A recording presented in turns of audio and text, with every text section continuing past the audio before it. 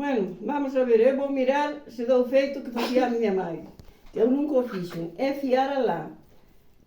E eu, según había ela, primeiro enganchaba así no fuso, e así un cachiño, depois iban estirando así, e así iban lle dando, e salía direitinha que daba gusto vela.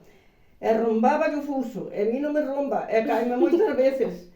A miña mãe non lle caía nunca, porque facía moito desto, facíanos a nós medias, facíanos calcetís, facíanos refaixos dos dantes, que facía moito frío, que antes non se compraba nada nos comercios.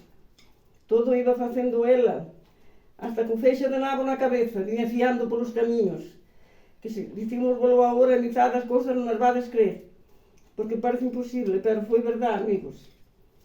Foi verdade, era así máis ou menos, e a min quedanme bultiños, porque eu nunca fiei, pero eles quedaballe tan lisiño como un fío que se podía comprar hoxe.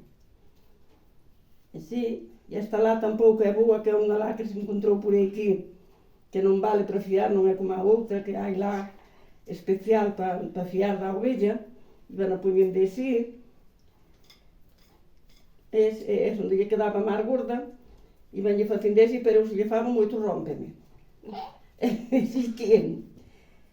Só é para que deixadas máis ou menos. Depois, cando tiñan así, facían así, envolvíana